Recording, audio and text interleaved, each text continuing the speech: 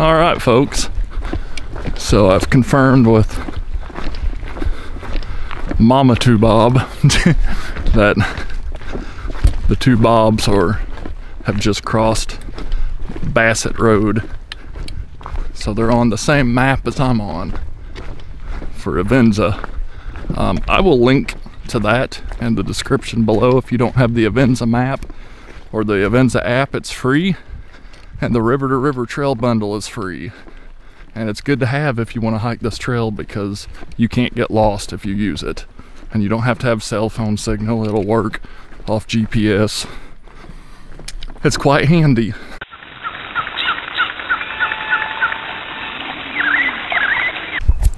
Well, howdy folks. Shawn here from Hiking with Shawn on YouTube. Today I'm at Garden of the Gods here in the Shawnee National Forest in southern Illinois. Nice river to river trail signs. Getting on the river to river trail now and gonna attempt to meet up with two Bob's adventures. It should be Big Bob and Little Bob, at least for this bit of the hike, and then it will be Big Bob for the rest of the river to river trail thru-hike experience. So that's my plan.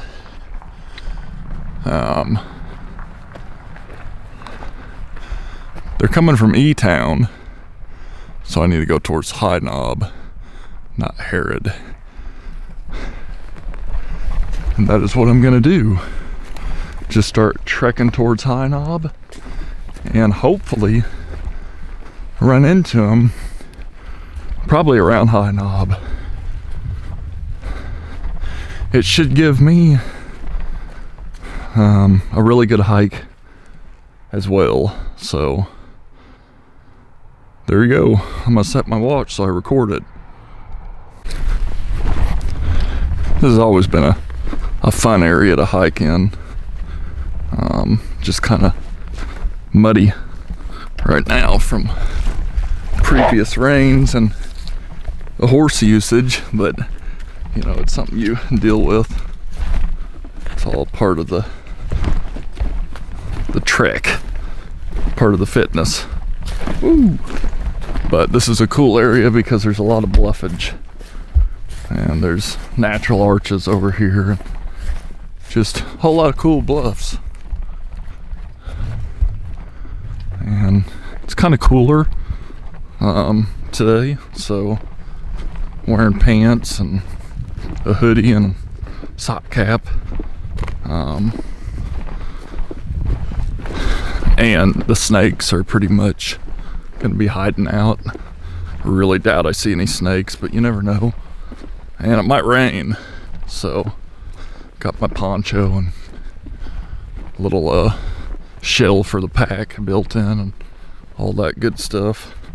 So it might rain on me. I don't think it's supposed to really do a lot of severe storm, but now tonight, as Bob sleeps, it's supposed to be like 2 to 4 inches of rain.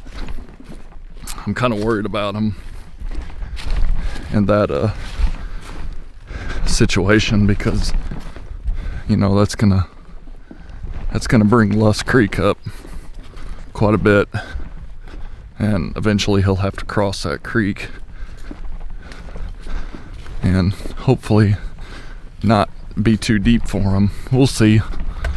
I'm sure he knows to just follow the creek a little ways and find alternative crossing points that are a little shallower, more narrow than other portions of the creek.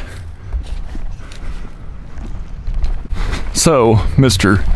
Joe Littleton, godfather of all the arches and waterfalls,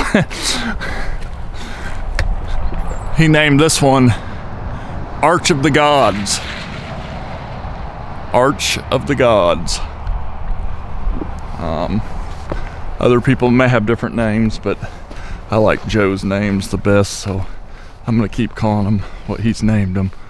But here it is. cool natural arch, and just a really cool area with little to no graffiti, surprisingly. Oh, never mind, there's graffiti.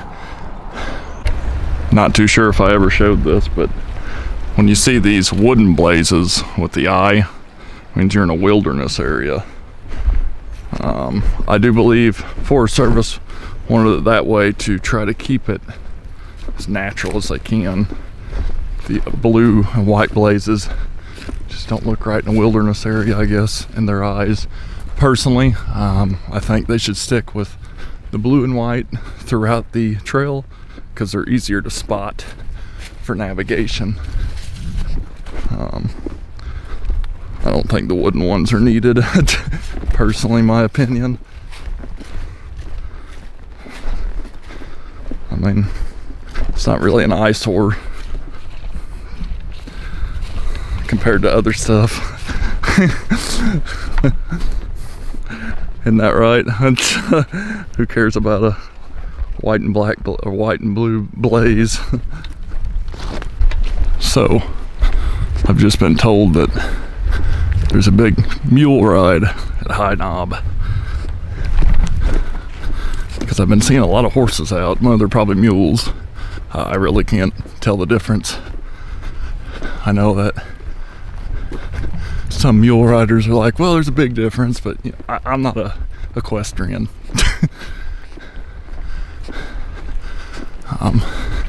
But you may see a video of hiking with Shawn on a horse one of these days, because some local camps are interested in that video. All sorts of cool bluffage out here. Getting close to High Knob campground. I'll cut through the campground. Well, just cut through the public road that cuts through the campground. And stay on R2R. And I think I'd meet the Bobs somewhere up that way, maybe. I've already went about 3 miles. So that means, yeah, this may turn into like a 10-mile day for me, which is fine. But I been seeing a lot of horse riders, mule riders maybe. And there's a big mule ride convention thing at High Knob camp, so probably gonna run into even more. Alrighty folks, still on River to River Trail. Came up to this old cemetery. Very old cemetery. This is so old that I doubt you're gonna be able to see any names. Potentially Civil War or earlier, I don't know. So really cool. Love finding these. And I've never been to this one, so these stones are they're old, and there may have never even been anything written on them. Alrighty folks, tips for the trail, especially in the Shawnee.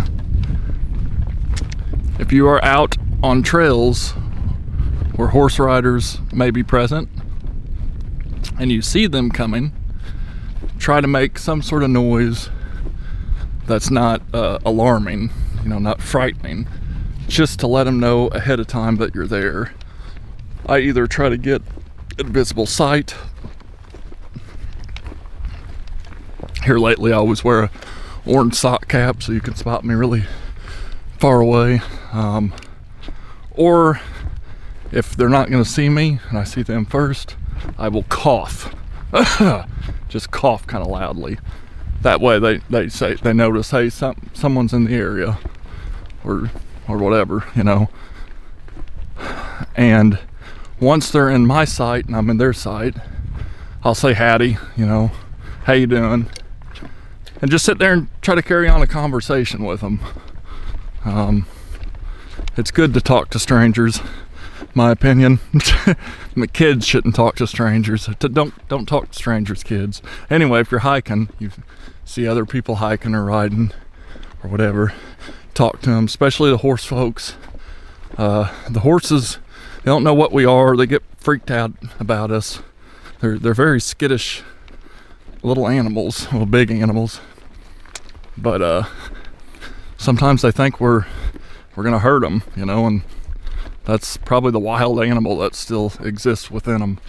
So if you see a horse, try to talk to the rider. That way the horse it hears you. It's like, hey, just another human, you know, and it doesn't freak out as much. And that's, you know, mainly to help the horse, but also mainly to keep the rider and you safe, because you don't want the horse flipping out, bucking the rider off, potentially stomping all over you, you know, kicking you, whatever.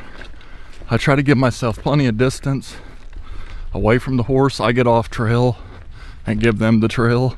That's just my thing. I feel safer for myself when I do that. I do that for me.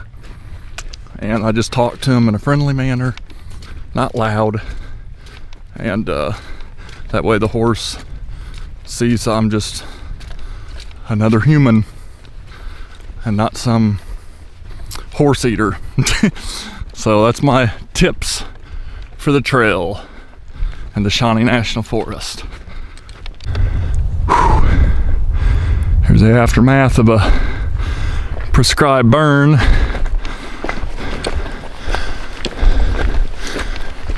Going up a hill, so you're gonna hear me panting. Just talked to a fella named John, a mule rider from Missouri, and really friendly guy. Told me interesting stuff about the equestrian animals, if you will, mules and horses. Said that I told him, I said, well, there's a camp that wants me to ride one for a video, kind of promote their camp and whatnot. I said, I'll probably be terrified. And he's like, well, you got to understand about the difference between horses and dogs and humans. Dogs are predator animals. So what this guy was telling me is really fascinating to hear it. Dogs are predator animals. They eat meat. Their eyes are forward. They're forward thinkers. They're not afraid to fight. In most cases, especially wild dogs, wolves, coyotes, they're thinking about, when's my next meal? Or do I need to protect my young? They're predators. Like us, we're predators. We eat meat. We're thinking about, food and survival. But with horses and mules, they're kind of like sheep and cows and deer. They're non-predator animals. They're herd animals. They feel comfortable being with folks, with other parts of the herd. I'll get to that here in a minute. But they're thinking about survival. That's all they're thinking about. They want to be safe and comfortable. So they're skittish. Things freak them out. And it makes sense. Earlier I was talking about how some horses they just get freaked out. And that makes sense. Well, with herd animals, you get one or two or more together, there's always a leader. And if other animals, the animals they'd rather follow than lead. But if they notice that the leader is not being a good leader, they'll take over. So he told me, when I get on a horse, I need to be a leader. I need to show some dominance, but make sure the horse knows I'm keeping it safe. And I'm trying to keep it comfortable, but make sure it knows that I'm in charge. Otherwise, it'll take over and it'll go where it wants to go, do what it wants to do, and I'll just sit on top of it in a panic. So, John, if you ever watch this video, thank you for that advice. I really enjoyed it. It's a learning experience. And it makes sense. It really changes the way I think about it all, you know? Look at what I found. Just wandering around out here in the all alone. I think it sounds like two people with the same name. Maybe two Johns? Two Sams? Nope, it's two Bobs.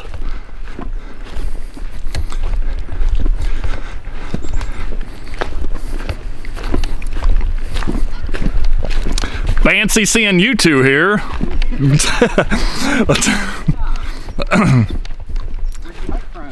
Garden of the Gods. I've had 8.2 miles so far. It shouldn't be that far, according to the river thing. And then I started mine a little, only like a little bit. How do you guys feel? Good. Here they are, folks, alive and well. The last time you see them. A lot of water crossings. A lot of water. Only one creek up here, and it's fairly easy. I mean, we had some that were knee deep. Oh wow. Yeah. None of that. Yeah. Now I don't know about Lust Creek after tonight. Do what I gotta do. Yep. I got a couple days at least for there. Unfortunately, everyone, I forgot to bring them cookies.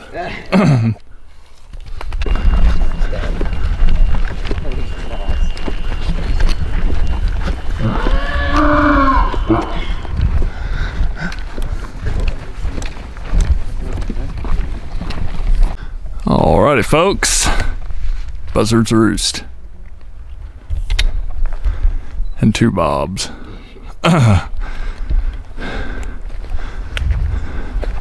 There it is.